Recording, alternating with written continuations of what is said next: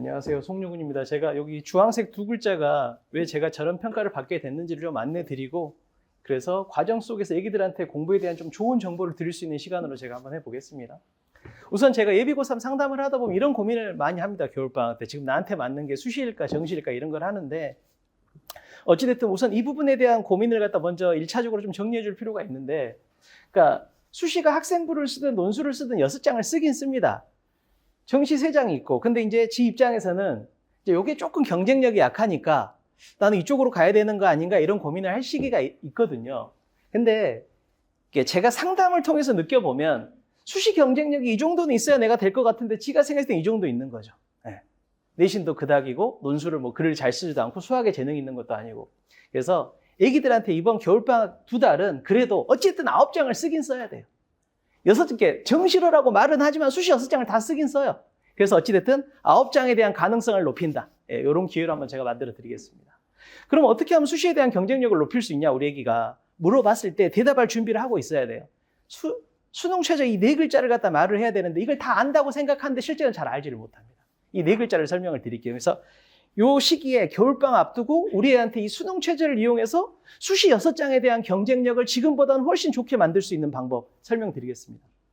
그러니까 어머님들이 이제 유튜브나 이런 걸 많이 보시니까 제가 어머님 자주 보는 거 이렇게 참조해 보면 이것도 많이 보시는 것 같은데, 인서울도 이제 수시에서 최저가 없으면 쉽지가 않습니다. 네. 다 수능 체제를 얘기해요, 대부분. 네. 그래서 수능 체제라는 게 이런 거죠. 제가 작년에 상담했던 남학생은 인천에 있는 애인데 내신이 1.2거든요. 최저만 맞추면 약대를 갖다 무조건 가는 애예요. 근데 최저를 못 맞춰요. 근데 1.2가 된다라는 건 엄청 성실한 애예요. 근데 제가 봤을 때 그 정도 성실한 애가 최저를 못 맞춘다? 이건 문제가 있는 거예요, 사실은. 근데 생각 밖으로 그런 애 되게 많습니다. 그래서 대학에서 네가 내신이 1점대인데 못 믿겠다, 내가 네의 내신을. 그래서 수능 성적을 좀 내봐라. 이게 수능 최저의 취지인데, 따라서 우리 애기가 만약에 현재 경쟁력이 이 정도야. 근데 겨울방학 때 한 2과목을 열심히 해. 그래서 아까 뭐 도장 깨기처럼 그걸 끝냈어. 그러면 경쟁력이 좀 더 올라갑니다. 하나를 더 잘하면 더 올라가는 거죠. 근데 애들도 만만치 않습니다. 지 고집이 있어서. 물어봅니다. 아니 이거에 집중해도 쉽지가 않다. 어떻게 이것까지 신경을 쓰냐. 난 어차피 이쪽이 가능성이 약하다. 아까 출발점이 그거였잖아요. 근데 이걸 올릴 수 있다니까요. 어차피 이걸 쓰게 돼 있어. 그럴 거면 포기하지 말고 이거에 대한 가능성을 올리자는 거죠. 다시 한번 설명드리면 이런 질문들을 많이 하는데 별게 없어요. 수시에 대한 경쟁력을 올리다 보면 정시는 저절로 올라가게 됩니다. 이걸 알려줘야 돼요. 따라서 난 수시 경쟁력이 뭐 내신이 좀 약해. 논술에 대한 재능이 내가 약해. 그랬을 때 어찌됐든 그 약함을 수능 2과목으로 조금 더 커버하고 수능 3과목 커버하고 여기서 하나만 더 하면 정시가 됩니다. 갑자기 고대 같은 경우가 4, 8이잖아요. 최저를 준비하는 과정이 저절로 정시하고 따로 있는 게 아니다는 생각을 좀 가지실 필요가 있습니다. 그래서 수능 체제를 준비하면 수시하고 정시의 경쟁력이 동시에 향상된다. 이걸 먼저 좀 가져주는 게 좋을 것 같아요. 제가 마지막에 현장에서 보다 보면 이 말을 내가 좀 미리 해줬으면 좋았겠다 이런 생각을 많이 하게 되거든요. 그런데 수능 체제를 준비할 때 이제 하나 생각할 게 이런 거죠. 애기들은 이렇게 발전이 있을 거라고 생각하는데 세상의 발전은 인생이든 공부든 이렇게 되지 않습니다. 발전은 전부 다 계단식이에요. 근데 문제는 뭐냐면 대부분 애들은 지가 노력을 하면 시간이 흘렀으니까 나는 여기 있을 줄 아는데 실제로는 여기 있거든요. 그러니까 여기서 포기를 하게 되는 거죠. 그러니까 뭐냐면 우리 애기는 아직은 제가 봤을 때 수험생은 애기예요. 아무리 고3이라 해도 제가 봤을 때는 어떤 면은 되게 어른 같지만 공부에 있어서는 아마추어거든요. 그래서 이런 애들은 이렇게 발전의 구간이 길어지면 못 버티고 무너집니다. 그래서 발전의 구간을 짧게 줘야 돼요. 제가 말한 안정적인이라는 건 이런 거죠.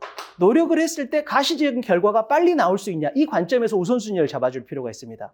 그래서 이 안정적이란 말은 노력하면 결과가 빨리 나온다. 그리고 그 결과가 쉽게 사라지지 않는다. 이런 의미죠. 그러니까 제가 유튜브를 보면서 어머님한테 어떤 샘플을 드릴까 해보면 이 학생이 내신이 2점대인데 경쟁력이 약하다고 생각을 했어. 근데 마지막 2달 열심히 해서 어찌됐든 지 내신보다는 훨씬 좋은 대학을 갔거든요. 근데 지가 판단을 잘한 거지. 왜? 나한테 시간은 2달이 있어. 그럼 나는 어떤 과목을 통해서 변화를 만들 수 있을까? 그런 부분에 대한 걸 말씀을 좀 드려볼게요. 그래서 기본적으로 수능 최저는 영어 1을 찍고 시작한다 이렇게 생각하셔야 돼요. 근데 이게 엄청 쉬워요. 어머님이 생각한 것보다 100배 쉽습니다. 그걸 설명을 좀 드려볼게요. 그러니까 기본적으로 국스탐은 상대평가이기 때문에 이 퍼센트를 갖다가 지켜내야 돼요. 어찌됐든. 내가 이 안에 들어가야 된다는 게 있잖아요. 근데 영어는 절대평가로 바뀌고 나서 숫자적인 관점에서 봐도 거의 2배가 늘었습니다. 난이도의 변화가 있긴 있지만 기본적으로 2배예요. 그러니까 작년에 남자애는 수학을 너무 잘해. 곰같이 생겼는데 누가 봐도 이과형이에요. 그러면 수학이 모의고사가 거의 1등급, 그중에서도 100분위가 99에 가까운 애야. 그럼 걔는 내신이 저질이거든요. 국어 수학을 못하니까. 근데 걔가 조금만 일찍 수능 최저에 대한 준비를 했다면 걔는 수리 논술로도 가능성이 있었어요. 근데 수학은 1인데 국어하고 영어가 4등급이야. 최저를 못 맞추는 거죠. 그러니까 수학 공부량의 반도 안 됩니다, 영어는. 제가 봤을 땐 반의 반이에요. 게다가 무서운 게 뭐냐면 기본적으로 가능성이 높다. 게다가 고등학생이 힘든 건 뭐예요? 재수생 때문에 힘들어요. 근데 재수생이 영향을 받지 않아요. 이런 부분을 생각해 볼 수 있습니다. 즉, 아까 말씀드렸잖아요. 과목을 갖다 우선적으로 고를 때 기준점은 쉽게 점수가 나와야 된다. 점수가 쉽게 나올 수 있잖아요. 두 번째, 변하지 않아야 돼요. 그 결과가. 근데 왜 변해요? 재수생의 유입 때문에 변한다고. 근데 6월 달에 들어오고 9월 달에 들어와도 나는 변하지 않아. 왜? 절대평가니까. 이런 걸 생각해 볼 필요가 있는 거죠. 영어에 대해서. 근데 왜 못할까요? 이 말씀을 갖다 좀 드리려고 하는 거죠. 우선 첫 번째, 영어는 이런 숫자적인 관점에서 1등급을 받기가 되게 쉽다. 두 번째, 재수생 때문에 변화가 없다. 이걸 잡는 거죠. 한 번 올려놓으면 오래 간다. 근데 왜 못할까? 이 두 개 때문에. 1학년 시험지하고 2학년씩 아예 달라요. 이걸 먼저 알려줘야 돼요, 애기들한테. 안 그럼 이걸 6월 달에 알아요. 그럼 너무 늦어버려, 치료 시기가. 우선 설명드려볼게요. 2학년 모의고사는 1등급 비율이 15에서 20 정도 나옵니다. 웬만큼 하면 1등급이 나와요. 근데 문제는 뭐냐면 저 중에서 3분의 2가 가짜 점수예요. 즉 3학년 3월 달에 딱 보면 3분의 1로 줄어버려요. 그럼 이유를 알아야 되는 거죠. 이유를 갖다 제가 지문하고 선택지 관점에 설명을 드릴게요. 지문이 이렇게 생겼어요. 선택지가 이렇게 생겼고, 우선 첫 번째, 전통적인 방식인데 단어가 완전 바뀝니다. 그러니까 1학년 때는 2학년 때는 1등급의 비율에 아무도 관심이 없어요. 어느 누구도 관심이 없어. 17%가 나오든 23%가 나오든 아무 상관없어요. 근데 3학년 때는 영어가 1등급 비율이 몇 프로냐가 계속 이슈가 되거든요. 따라서 무조건 난이도를 조정을 합니다. 성격이 좋다가 1학년 때 나오거든요. 3학년이 되면 인품이 훌륭하다로 바뀌어요. 얼굴이 잘생겼다가 외모가 준수하다, 춥다서 이건 그냥 공식이에요, 거의 무조건. 근데 애기들한테 이걸 아는 애한테 같이 외라 그러면 절대 안 해요. 그냥 오늘만 사는 것처럼 하는 거야. 근데 얘는 무조건 3학년 때 이렇게 바뀌는 거죠. 근데 안 하고 버티는 거야. 우선 여기서 3분의 1 정도가 무너집니다. 나머지 3분의 1은 여기서 무너져요. 그러니까 예전에 상대평가 때 우리 애가 노력을 해도 영어는 1이 안 나왔어요. 왜? 이것 때문에 그래요. 근데 절대평가에서는 이걸 극복할 수는 있지만 이 어려움이 3학년 때 등장한다는 건 알고는 있어야 돼요. 제가 문장을 3개를 드려볼게요. 저를 보고 계시니까 제가 그렇게 못생기진 않았잖아요. 근데 어찌됐든 어머니도 느끼라고. 자, 이런 문장이 나오면 어느 누구든 어릴 때 독서량이나 언어 능력하고 무관없이 반응할 수 있어요. 똑같은 속도로. 근데 2학년 때문에 이게 약간 불편해집니다. 살짝. 그럼 여기서 약간 반응 속도가 느려질 수 있어요. 근데 3학년 때는 이게 많이 변합니다. 근데 문제는 뭐냐면 파란색, 빨간색, 초록색이 전부 다 70분의 1 읽어야 돼요. 그러니까 그런 말 하잖아요. 우리 애기가 수능 끝나고 나서 막 엄마들 그런 얘기 하다고 제종반에 가보면 우리 애가 점수가 기복을 쓰는데 해필이면 수능 날 제일 낮은 점수가 나왔다. 무조건 그렇게 돼 있어요. 출제자는 아주 이게 기술자야. 그래서 내가 이렇게 하면 애기들이 이렇게 할 거고 그럼 이렇게 하면 이렇게 되겠구나를 다 알고 있다고. 생각해 보세요. 언어적으로 점점 문장이 불편했어. 한 문장이 조금만 불편해져도 전체적으로는 시간이 10분이 부족해져요. 근데 1학년 때도 2학년 때도 3학년 때도 70분 안에 읽어야 돼요. 그럼 생각해 보세요. 이 초록색 문장의 비율이 늘어난다는 건 빨리 읽어야 된다는 뜻이 돼요. 자, 이거 18글자잖아요. 빨리 읽어보세요. 그럼 2글자가 눈에 들어와요. 이 초록색 18글자를 빨리 읽으면 2글자가 눈에 들어와요. 뭘까요, 그게? 이 초록색 18글자를 좀 빠르게 읽었어, 속도감 있게. 그럼 당연히 눈에 들어오는 건 뭘까요? 무죄가 들어와요. 그럴 수밖에 없어요. 근데 여기서 생각해 보세요. 분명히 세 문장이 모두 파란색, 빨간색, 초록색이 전부 다 송유근에 대한 부정적인 가치 판단이에요. 못생겼다는 얘기야. 근데 이게 긍정적 가치 판단처럼 느껴져 버릴 수가 있어요.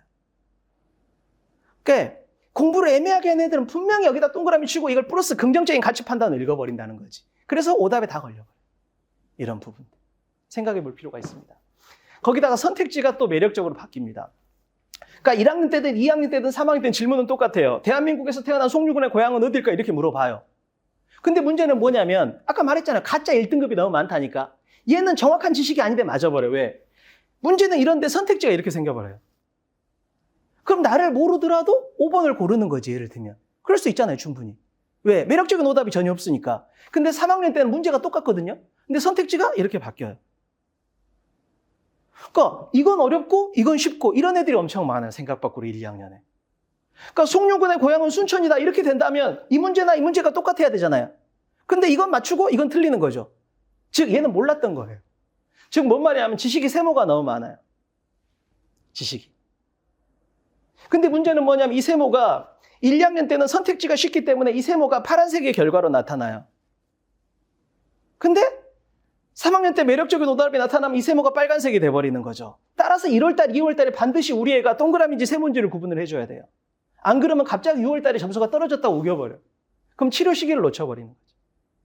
네. 꼭 아셔야 됩니다. 그래서 3학년 시험지의 가장 큰 변화는 지문에서 단어가 어려워지고 언어 능력을 묻게 되고 결과적으로 시간 부족이 나타나게 되고 선택지에서 매력적인 오답이 등장한다. 그래서 점수가 3분의 2는 가짜 점수라는 게 드러나게 됩니다. 자, 하나만 더 말씀드리면 난이도의 변화가 너무 심해요. 영어가 절대평가로 바뀌면서 거의 퐁당퐁당해요. 그러니까 빨간색은 어렵게 나올 때고 파란색이 쉽게 나올 때거든요. 거의 퐁당퐁당해요. 보세요. 여기는 16%가 1등급이에요. 금년에는 1등급이 1%까지 떨어졌어요. 난이도를 아무도 예상을 못해.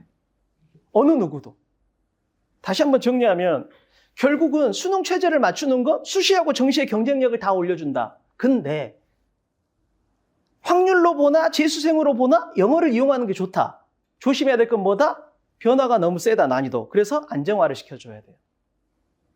네. 그러면 안정화를 시키는 방법을 제가 설명을 드려볼게요. 이 팜플렛을 이제 보셨을 건데 제가 말씀드리고 싶은 건 철저하게 개인과의 효과가 나야 돼요. 학원도 다 경쟁이에요. 네. 강의 아무리 잘해봤자 안 돼. 개인과의 효과가 나야 되는데 그게 어떻게 나는지 설명을 드릴게요. 그러니까 이게 지금 제 자료에 나와 있는데 여기가 매일이고 여기가 매주고 여기가 매달 스텝 1, 스텝 2, 스텝 3인데 설명을 드릴게요. 그러니까 이건 일반적인 것 같잖아요. 단어, 문법, 독해 숙제를 매일 내줍니다. 그리고 이걸 열심히 해요. 그럼 뭐가 좋아져요? 읽는 능력이 좋아져요. 영어를 보고 한국어로 읽을 수 있는 상황이 생깁니다. 네. 근데 여기서 진짜 조심해야 될 게 하나가 있어요. 네. 절대로 얘들은 계획을 짜면 안 됩니다. 저는 이건 거의 단언하는 거예요, 제 생각에는. 모든 실패의 원인은 제가 볼 땐 계획이라 생각해요. 생각해 보세요. 우리가 생각하기에는 대단한 것 같지만 막상 모든 애들이 서울대 의대를 노리는 게 아니니까 자기 목표 대학을 기준으로 붙은 애는 여기 있고 떨어지는 애는 여기 있고 이게 아니에요. 대부분 붙은 애는 여기 있고 떨어지는 애는 여기 있어요. 과목당 하나 더 맞으면 붙는 거고 하나 틀리면 떨어지는 거야. 그러니까 제 생각에는 얘하고 얘의 차이는 얘는 합격이고 얘는 불합격인데 그게 1시간에 1분씩 져서 나타나는 현상이에요. 근데 이런 애들은 계획을 짜잖아요? 그럼 멋지게 짜. 계획을 멋지게 짜면 어떻게 돼요? 실천이 안 돼. 실천이 안 되면 어떻게 돼? 생각이 많아져. 큰 슬럼프에 빠지는 거죠. 그리고 나서 어떻게 해요? 아니야, 극복. 이렇게 하고 나서 더 멋진 계획을 들고 와요. 왜? 그 슬럼프를 또 이겨내야 되니까, 만회해야 되니까. 이 악순환에 걸리는 거예요. 그러니까 제발 첫 번째 이해해야 될 건 계획에 대한 건 전문성의 영역이다. 이걸 이해를 하셔야 돼요. 그러니까 얘기들은 그냥 간단해. 그러니까 제가 봤을 때 공부를 하면 실패할 수가 없어요. 그러면 어떻게 한다? 공부는 지가 하는 거야. 대신 이 공부를 가둬버리는 거죠. 뭐에? 지한테 맞는 계획을 주고 그냥 검사를 해주는 거야. 요 두 개가 앞뒤에서 가둬버리면 돼요. 그래서 절대 계획을 짜지 마. 제가 다 짜줘요. 그래서 12월 2일 날 눈을 떴다. 단어 뭐하고 문법 뭐하고 독해 뭐하고 다 정해져 있는 거예요. 그럼 여긴 단어가 2개잖아요. 왜 그래? 단어를 잘하는 애는 2권 하고 못하는 애는 기본 단어만 하는 거예요. 철저하게 개별화. 자기한테 맞게. 그러니까 제가 사교육에 있으니까 친구들은 저한테 물어요. 야, 이제 근처에 있으면 저한테 보내겠지만 멀리 있는 애도 어떻게 해? 그럼 제가 말하죠. 학원의 선택의 기준은 그냥 간단한 거야. 이게 다예요. 그러니까 눈을 떴을 때 할 일이 정해져 있어야 돼요. 그러니까 열심히 해라 이런 건 조언도 아니에요. 그런 말도 해줄 필요도 없어. 무엇을 어떻게 해가 없으면 열심히 해라 말도 하면 안 돼요. 그러니까 지도가 없는데 걸어라 이런 거야. 지도가 없는데 걸으면 어떡해? 근데 가만히 있으면 겁나니까 걷는 거죠. 애기들은 사람으로서는 좋을지 몰라도 학생으로서는 저질이에요. 제가 봤을 때는 거의 대부분 그래요. 그래서 애들을 믿으면 안 돼요. 계획을 줬다고 해서 얘가 열심히 할 거다 아니야. 아까 말했던 것처럼 세모로 할 가능성이 높아요. 그래서 반드시 검사가 붙어야 돼요. 그럼 오자마자 무조건 제가 시험지를 준비해놓고 바로 검사를 봅니다. 단어, 문법, 독해를. 그리고 나서 밖에서 조교가 채점한 동안 전 수업을 하는 거죠. 그리고 수업 끝나기 전에 이 시험지가 저한테 오죠. 그럼 제가 애들을 갖다가 개인적으로 만나면서 피드백을 해줍니다. 아주 잔인한 표정으로 제가 피드백을 잘할 수 있습니다. 자, 그럼 여기서 이게 제가 이번 설명의 핵심인데 저는 이게 어릴 때 저도 이렇게 배웠었어요. 아니 네가 단어 독해 열심히 해서 읽을 수 있으면 끝이지 않냐 라고 말을 해요. 많은 사람들이. 그러니까 생각해 보세요. 계획표에 줬어. 검사까지 완벽하게 해줬어. 그러면 읽는 능력이 늘었잖아요. 영어를 보면 읽을 수 있어. 그러면 될까요? 안 돼요. 제가 겪어보니까. 뭔 말이냐면 아예 저질 말고 막 5등급 이런 애들은 읽지를 못하니까 문제인데 우리 애가 웬만큼 읽을 수 있어. 제가 독해 수업을 할 때 독해 상위권 애들 모아놓고 수업을 했어. 읽는 능력이 똑같아. 모의고사를 봤어. 그 반에서도 70점하고 100점이 갈라져요. 읽는 능력은 똑같은데 점수가 30점이 갈라지는 거야. 즉 점수의 안정성이 있고 없고가 엄청 달라요. 그러니까 나는 이 점수의 안정성이 있냐 없냐가 읽는 능력이 없으면 이쪽, 있으면 이쪽 이런 줄 알았어요. 그게 아니야. 독해 수업을 해보니까. 읽는 능력은 비슷한데 차이점은 뭐예요? 시험이 어려우면 점수가 푹 떨어져 버린 애들의 특징. 읽는데 무엇을 읽냐의 차이예요. 그러니까 지문에 단어가 200개가 있는데 그중에서 중요한 10개를 읽어야 돼요. 제가 지금 뒤지게 말을 많이 하고 있잖아. 근데 이 텍스트를 다 눈으로 보지 않고 이것만 받는 거죠.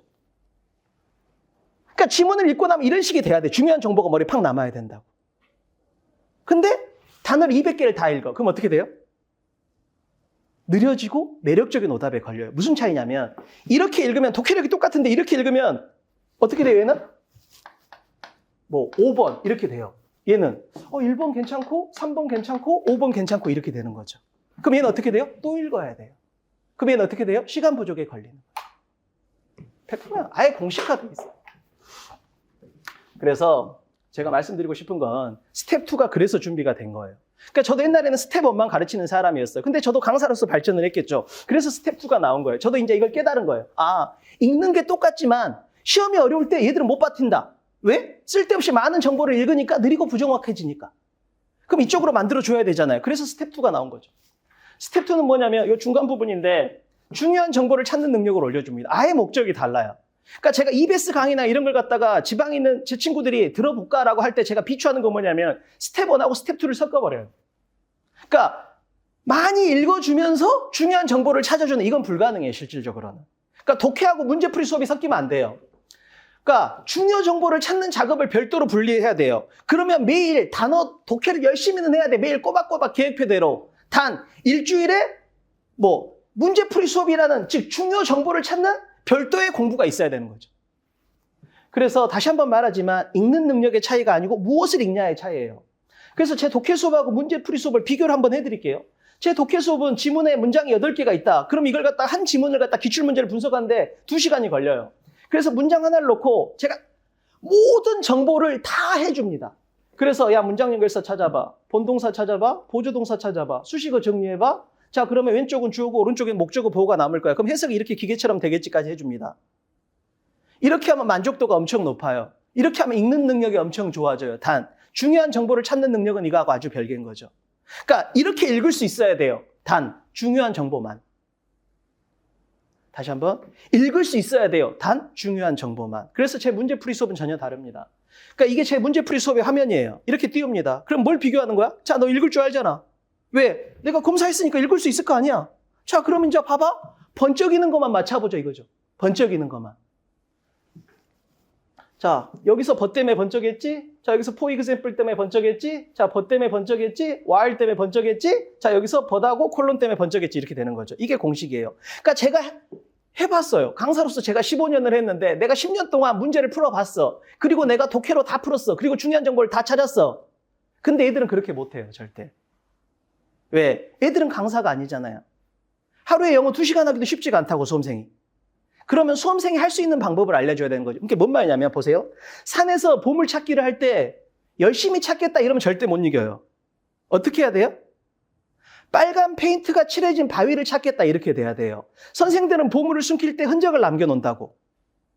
그러니까 보물을 찾을 거야. 열심히 찾을 거야가 아니야. 빨간색 페인트가 칠해진 바위를 찾을 거야. 이래야 이길 수 있는 거예요. 그러니까 이게 다 공식화가 돼 있고 지금 제가 드린 브로셔 안에 들어가 보면 이 자료가 있습니다. 이게 제가 만들어낸 중요 정보의 시그널들이에요. 이게 20페이지고 30분 강의로 끝납니다. 그러니까 저는 그냥 수업 시간에 이걸로 증명만 해주는 거예요. 네. 혹시 이렇게 온라인으로 보시는 분들은 이거에 대해서는 저희가 파일을 따로 문의하시면 보내드리겠습니다. 자, 잠깐만 볼게요. 네. 그럼 제가 수업을 이렇게 했잖아요. 그럼 얘들은 어떻게 돼요? 지가 먼저 약속된 방식으로 지가 검정펜으로 풀어요. 수업은 듣는 게 아니고 비교해야 돼요. 수업은 강의는 듣는 게 아니고 비교하는 거야. 그럼 어떻게 돼요? 제가 이렇게 수업을 해주면 이렇게 나옵니다. 그래서 지가 먼저 검정펜으로 풀고 저하고 비교해서 틀린 건 빨간 펜으로 그리는 거죠. 그러면 여기 주황색 6개를 다 틀린 애가 있고 2개 틀린 애가 있고 1개 틀린 애가 있고 1개를 틀렸어도 이 벗을 틀렸냐, 이 벗을 틀렸냐, 이 벗을 틀렸냐에 따라서 약점이 달라요. 이렇게 돼야 됩니다. 그러니까 제가 제 수업을 들으러 오는 애들한테 목표가 뭐냐고 물을 때 보통 이렇게 대답을 많이 해요. 발전. 이건 의미가 전혀 없어요, 경쟁에서. 그러니까 난 영어를 못하니까 영어 실력을 좀 더 올리겠다. 난 발전하겠다. 이런 마음가짐으로는 절대 경쟁에서 이길 수가 없습니다. 목표는 발전이 아니고 제가 저한테 강의를 들으러 온다. 내 강의를 듣는다. 그러면 애들의 목표는 어떨지 몰라도 애들의 목표는 발전일지 몰라도 제 강의를 준비하는 제 목표는 빠른 발전입니다. 그러니까 경쟁에서 발전은 전혀 의미가 없어요. 5등급도 발전하고 있어요. 느릴 뿐인 거지. 그래서 발전은 1도 의미가 없어요. 무조건 빠른 발전. 자, 그럼 빠른 발전을 하려면 어떻게 해야 될까요? 경쟁에서 발전은 의미가 없어. 남보다 빠른 발전이 있어야 돼. 그러니까 이 말을 볼까요? 아프니까 병원 간다. 그럴싸하잖아요. 아프대. 병원 가라. 조언도 아니에요. 발견을 해야죠. 그래야 안과를 갈지 정형외과를 갈지 피부과를 갈지를 고를 거 아니에요. 그러니까 수업을 들으면 이렇게 돼야 돼요.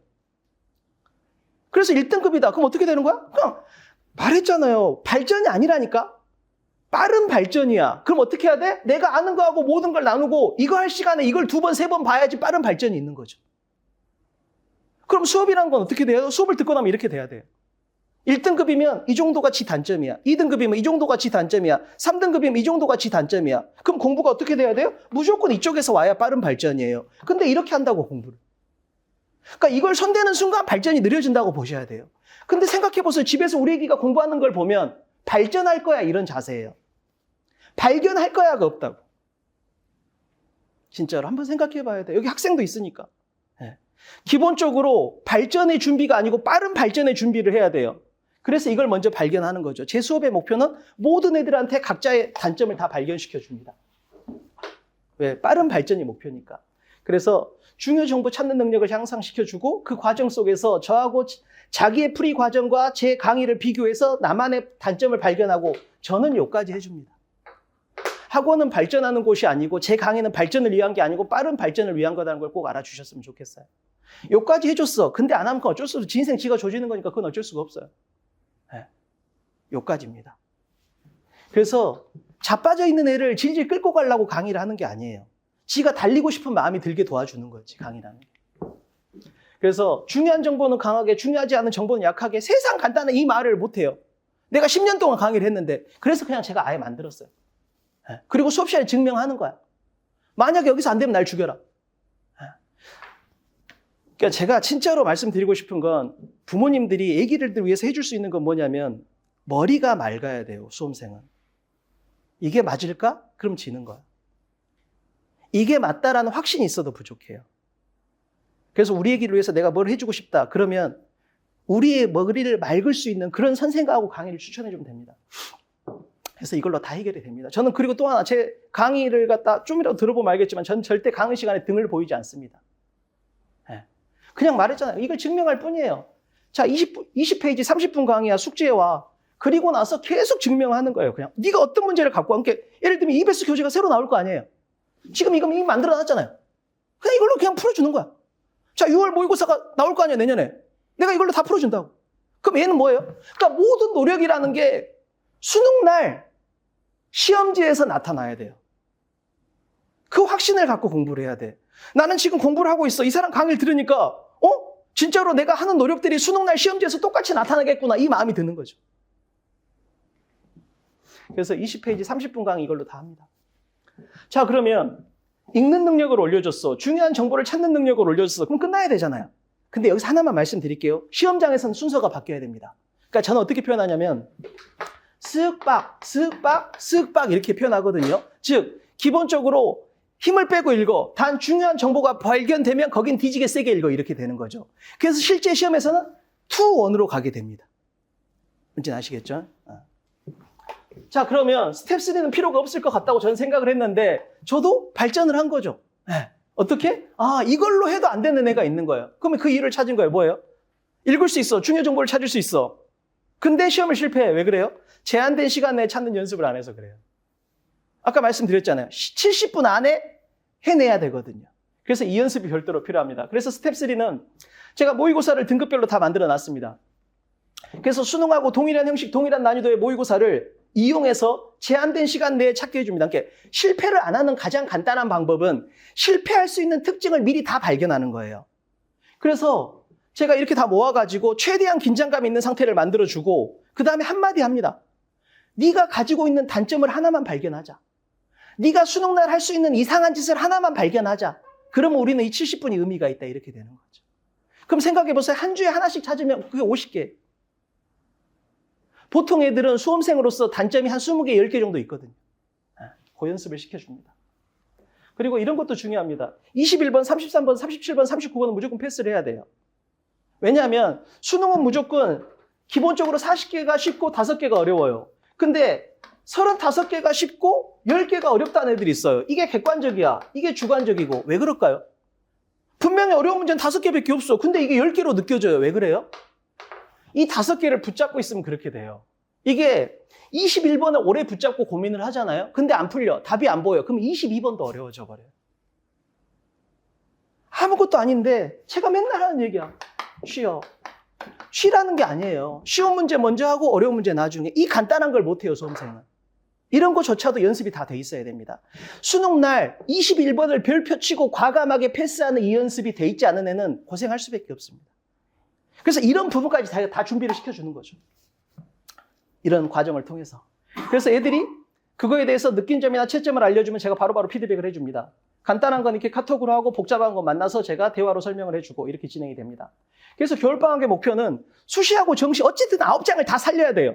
내가 아무리 정시적으로 방향을 틀었다 해서 수시 6장 안 쓰지 않아. 마지막에 다 써. 그럼 지금 절대 쉽게 포기하지 말고 죽기 살기로 수시하고 정시의 경쟁력을 높이자. 단 그거에서 우선순위는 영어가 되는 게 좋다라고 저는 생각합니다. 왜? 우선 4%가 아니고 8%. 확률이 높고. 근데 올리고 3월 달에 잘 보고 나면 떨어지지가 않아. 왜? 재수생의 영향을 안 받으니까. 그리고 겨울방학에 제가 특강을 하면 목표는 이렇게 됩니다. 그러니까 모든 애들이 3월 달 목표로 하는데 3월을 목표로 하지만 달라야 돼요. 결국 공통은 수능이야. 그러면 나는 수능 전에 나의 목표를 달성하면 돼. 그럼 계획이 달라야 돼요. 우리의 현재 상황에 맞게 계획을 짜주면 됩니다. 말했잖아요. 4등급 애가 1등급의 계획표를 방아뜨면 걔는 4등급밖에 안 돼요. 그냥 간단한 거야. 4등급 애가 공부를 열심히 했어. 근데 계속 4등급이야. 왜? 1등급 계획표를 따라해서 그래요. 그래서 각자에게 맞는 계획을 짜줍니다. 그래서 1월 2일 날 제 강의가 개강이 될 거니까 학원에 문의하시면 되고요. 그래서 근데 혹시라도 우리 애가 학원에 문의하기에는 좀 복잡한 내용이다. 그럼 저한테 전화 주셔도 됩니다. 제가 애들한테 주고 싶은 건 다시 한번 말씀드리지만 발전이 아니고 빠른 발전입니다. 빠른 발전. 그리고 하나만 더. 그러니까 제가 현장에서 보고 느낀 거예요. 나도 이제 부모가 됐고 내 자식을 키워야 되는데 제 입장에서 공부를 우리 애가 만약에 한다고 하면 안 하겠지만 한다고 하면 내가 어떤 도움을 줄까? 그럼 저 같으면 그런 사람을 찾을 것 같아요. 확신 주는 사람. 수험생활은 힘들어요. 안 힘들 수가 없어. 엄청 힘들어. 근데 그래도 그걸 버틴 애들은 대부분 방법에 대한 확신이 있어요. 그래서 제가 만약에 제 수업을 듣게 된다면 제가 약속할 수 있는 건 그거죠. 확신을 준다. 그리고 그걸 계속 증명한다. 그래서 적어도 머릿속에서 영어에 대한 고민을 없게 해준다. 무엇을 할지 어떻게 할지 제가 다 해결해 드립니다.